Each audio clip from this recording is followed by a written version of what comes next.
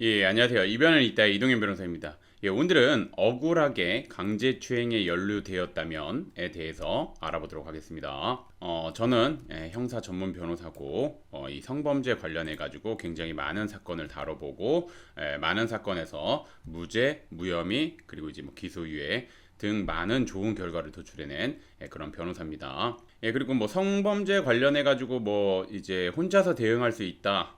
이제 억울하니까 내가 가서 잘 소명하면은 이제 무혐의가 나올 거다 이렇게 생각하시는 경우가 많은데, 성범죄 같은 경우는 수사기관이나 법원 같은 경우 피해자의 진술을 중점적으로 판단하기 때문에 혼자서 대응하는 데는 좀 제한사항이 좀 많이 있습니다. 그렇기 때문에 저 아니어도 되니까 이제 꼭 변호사님의 도움을 받으라고 말씀을 드립니다.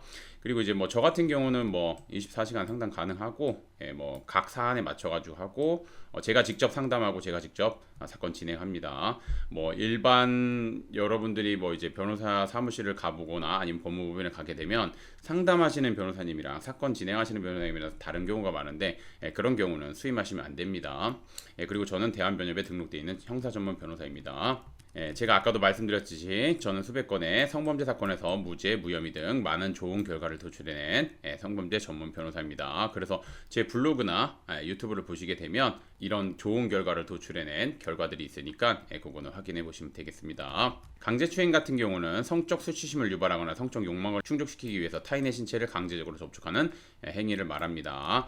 그래서 이제 보시면 형법 298조에 따르면 강제추행은 사람의 신체에 대해서 강제적인 접근이나 성적 접촉 행위를 포함한다고 정의되며 이 물리적인 강제력이나 협박, 위협 등을 통해 이루어질 수도 있습니다. 그리고 뭐 최근 판례에 의하면 기습추행이라는 개념을 인정하고 있어서 그 폭행의 대소 강약을 불문하고, 예를 들면 기습적으로 이제 여성의 뭐 가슴을 확 만지고 움켜잡았다.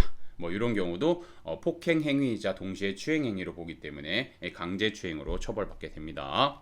조항을 보시면 강제추행죄는 폭행 또는 협박으로 사람에 대해서 추행을 한 경우를 의미하고, 형법은 이를 10년 이하의 징역 또는 1,500만 원 이하의 벌금에 처하도록 규정하고 있습니다. 그리고 이제 추행은 객관적으로 일반인에게 성적 수치심이나 혐오감을 일으키게 하고 선량한 성적 도덕관념에 반하는 행위로서 피해자의 성적 자유를 침해하는 것을 의미합니다. 그리고 여기에 해당하는지 여부는 피해자의 의사, 그 다음에 성별, 연령, 행위자와 피해자의 이전부터의 관계, 그 행위에 이르게 된 경위, 구체적인 행위 태양, 그리고 주위의 객관적 상황, 그 시대의 성적 도덕관념 등을 종합적으로 판단하게 됩니다. 그래서 강제추행 무혐의를 받을 때 이거 같은 경우는 이제 대법원에서 판례입니다. 판례. 대법원에서 이제 추행에 대한 개념을 정의해 놓은 거고, 추행은 이런 거를 고려해서 판단하라고 하기 때문에 이런 주장을 이용해 가지고 이런 것 때문에 추행에 해당하지 않습니다 라고 논고로 사용하는 판례 중에 하나입니다. 그러면 이제 억울하게 성범죄에 연루됐을 때 효과적으로 대응하기 전략에 대해서 한번 알아보도록 하겠습니다. 뭐 물론 가장 중요한 거 증거 수집이랑 증거 보존하는 게 제일 중요하고, 그 다음에 뭐 알리바이나 증인 확보하는 거 뭐 이건 당연하죠. 법적 절차 조치 이해하기. 그런데 이제 이거 같은 경우 당연하다고 제가 지금 당연하다고 말씀드리지만, 이제 일반인들 관점에서는 어떤 자료를 수집해야 되고 어떤 증거를 확보해야 되고, 그 다음에 어떤 거를 어떻게 주장해야 되는지, 각 자료마다 어떤 법률적 주장을 해야 되는지 모르는 경우가 많습니다. 그렇기 때문에 제가 아까도 앞서 말씀드렸듯이 성범죄에 연루가 되면 변호사님의 도움을 받을 필요가 있고, 그 이유는 뭐 제가 나중에도 말씀드리겠지만 성범죄 같은 경우는 혐의가 인정되면은 성범죄 전과가 생깁니다. 그리고 이제 뭐 취업 제한이나 이런 거 보안 처분, 각종 보안 처분도 붙을 수도 있고, 그다음에 신상 정보도 등록이 되고, 그다음에 공개 고지나 이런 것도 붙을 수도 있고, 전자장치 부착 명령도 내려질 수도 있고, 뭐 이런 여러 가지 형사 처벌뿐만 아니라 보안 처분도 내려지고, 우리 사회적으로 성범죄 전과가 있으면 우선은 비난이 굉장히 강하죠. 그렇기 때문에 억울한 경우에는 적극적인 대응이 필요하다는 거 다시 한번 말씀드리겠습니다. 그래서 이제 계속해서 말씀드리면, 억울하게 강제추행에 연루된 경우 섣불리 대응해서는 안 됩니다. 제가 아까도 말씀드렸습니다. 섭불리 대응해서는 안 됩니다. 그리고 이제 그래서 어떻게 해야 되냐? 피해자가 주고받은 메시지 내용, 이게 증거 확보하는 거죠. CCTV 영상, 뭐 당시 상황이 촬영되어 있는 CCTV 영상이 있으면 CCTV 영상, 그다음에 이제 뭐 당시에 함께 있었던 사람이 있다, 아니면 전후에 함께 있었던 사람이 있다, 이러면은 이제 주변 사람들의 진술 등 여러 객관적인 자료를 바탕으로 당시 피해자 뭐 서로 합의하에 스킨십을 하였다거나 피해자의 신체적 접촉이 전혀 없었다거나 피해자와 불가피하게 신체적 접촉을 하게 되었으나 추행의 고의가 없었다는 점에 대해서 법률적인 관점에서 합리적으로 주장하는 내용의 의견서를 제출하고, 그 다음에 당시 상황에 대해서 구체적이고 일관되게 수사기관에서 진술을 해야지 무혐의나 불송치를 받을 수 있습니다. 그래서 좀 디테일하게 보면 피해자와 서로 합의하에 스킨십을 하였다.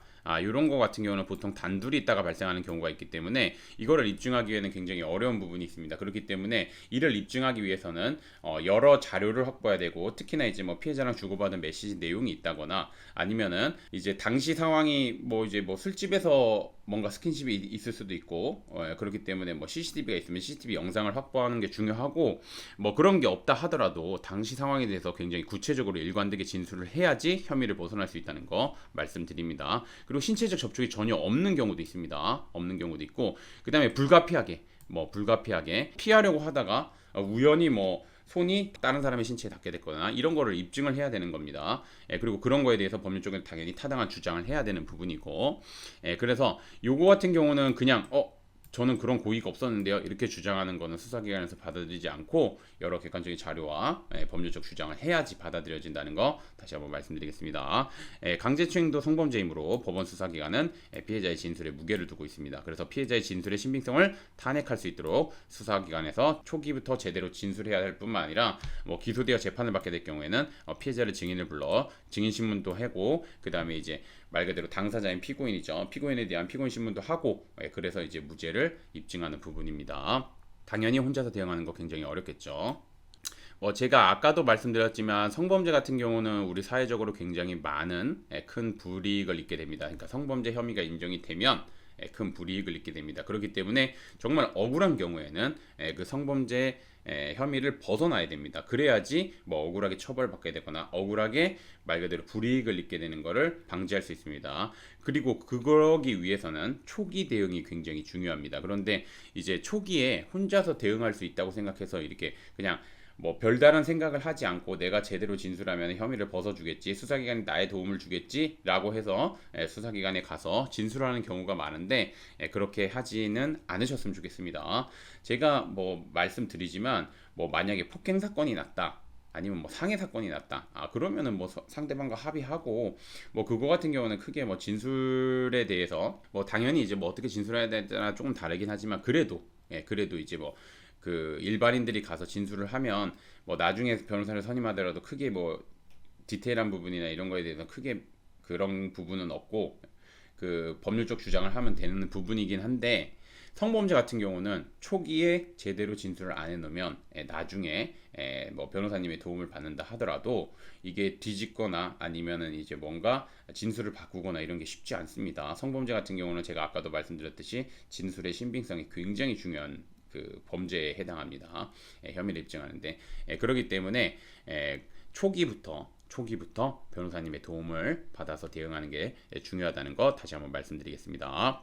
변호사님을 선택하실 때 제가 항상 말씀드리지만 꼭 그거 확인하셔야 됩니다. 형사 전문 변호사, 대한변협에 등록돼 있는 형사 전문 변호사님이신지 꼭 확인하셔야 됩니다. 이거 왜냐면 그 일부 로펌들 같은 경우는 형사 전문이라고 이렇게 막 올려놓으시는데, 나중에 보시면 아시겠지만 대한변협에 등록되어 있는 거 확인해 보시면 형사 전문으로 등록되어 있지 않는 경우가 굉장히 많습니다. 형사 전문 등록되려면 그 요건을 충족해야 되기 때문에 요건 충족하지 못하는 변호사님들이 형사 전문이라고 광고를 하면서 수임하시는 경우가 많은데, 그런 변호사님 수임하시면 안 된다는 거 다시 한번 말씀드리고, 한 가지 더 말씀드리면, 제가 앞서도 좀 간략하게 언급드렸지만 상담하시는 변호사님이랑 사건을 진행하시는 변호사님이랑 다르면 절대 수임하시면 안 됩니다. 이거 왜냐면은 클라이언트 분들한테 그렇게 말합니다.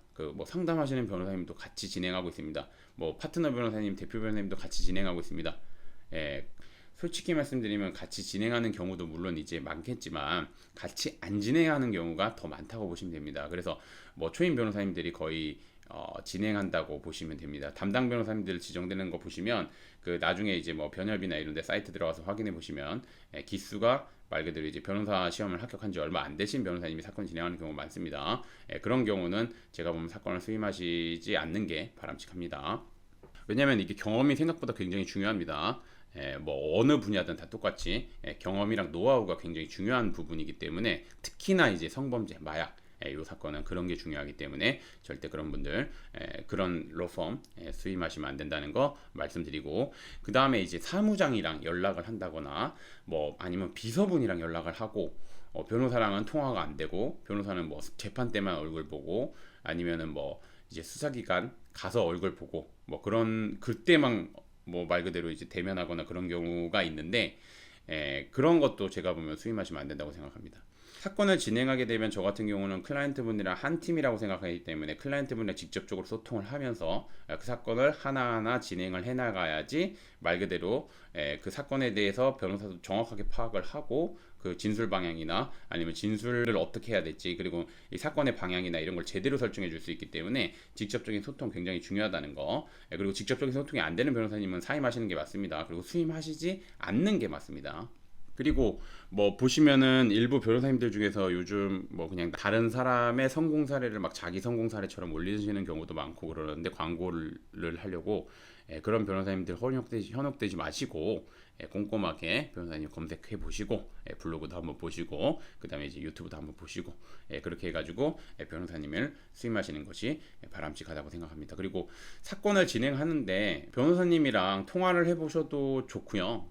아니면 이제 그게 좀 그렇다 하면은 직접 만나서 변호사님을 만나 보시면 그 변호사님이 신뢰할 수 있는 변호사님인지 아닌지를 충분히 판단할 수 있다고 저는 생각합니다. 그렇기 때문에 변호사님이랑 적극적으로 이제 상담도 하시고 그러시는 거 말씀드리겠습니다. 그리고 뭐 마지막으로 한 가지 더 말씀드리면, 성범죄 같은 경우는 혼자서 대응하는데 굉장히 많은 제한이 있습니다.